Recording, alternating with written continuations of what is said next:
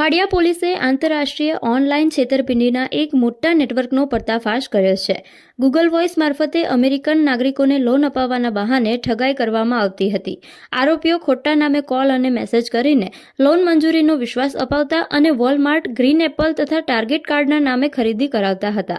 $100 થી $500ની રકમ USDTમાં કન્વર્ટ કરી હવાલા અને આંગળિયા મારફતે ભારતમાં મંગાવવામાં આવતી હતી. ખાડિયા પોલીસે ગણતરીના કલાકોમાં 3 આરોપીઓને ઝડપી લઈ મોબાઈલ ફોન અને લેપટોપ જપ્ત કર્યા છે. સમગ્ર નેટવર્ક અંગે વધુ તપાસ ચાલી રહી છે. વધુ સમાચાર અને માહિતી માટે જોડાયેલા રહો અમદાવાદ પોસ્ટ સાથે.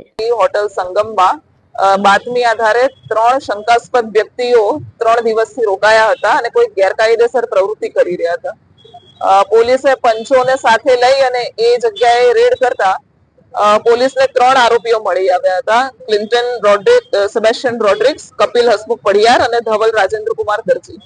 આ 3 જણાની પૂછપરછ કરી અને એમની પાસે જે ડિવાઇસ હતા એની તપાસ કરતા એવો ખ્યાલ આવ્યો કે એ લોકો અમેરિકન નાગરિકોને ઇન્ટરનેટ એપ્લિકેશનથી ફોન કરી એમની સાથે છેતરપિંડી કરી, રૂપિયા પડાવી, $US પડાવી અને $US જે છે એ USDTમાં ટ્રાન્સફર કરી અને ત્યારબાદ એને ઇન્ડિયન કરન્સીમાં એ કેશ આઉટ કરવાનું છેતરપિંડીનું આખું એક રેકેટ ચલાવતા હતા.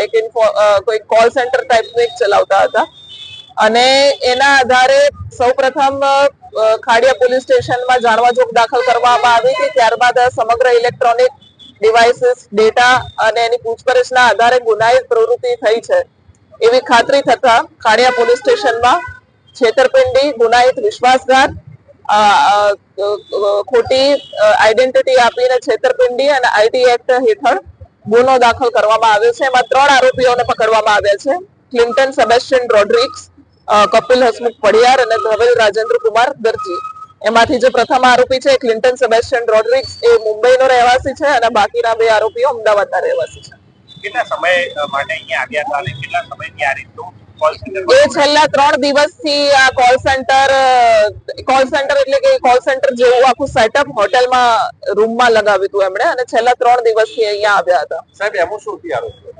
એ લોકો અમેરિકન નાગરિકોનો જે ડેટા છે એ ડાર્ક વેબ ઉપરથી અથવા તો અન્ય કોઈ રીતે મેળવી લેતા હતા. એના આધારે એમની કોન્ટેક્ટ ડિટેલ્સ મેળવી એમાં મેસેજ કરી અને જે એવા ખોટા મેસેજ કરતા હતા કે તમારી લોન અપ્રૂવ થઈ ગઈ છે.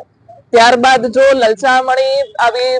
આવા લલચામણા મેસેજથી કોઈ વિક્ટિમ એમને કોલ કરે તો એમની પાસેથી એ લોકો $150, $200 એવી રકમ પડાવી લેતા હતા અને એ રકમ એ પોતાના એકાઉન્ટમાં ટ્રાન્સફર કરી લેતા હતા અને ત્યારબાદ એને ઇન્ડિયન રૂપીસમાં કન્વર્ટ કરી અને પછી છેતરપિંડી કરતા હતા.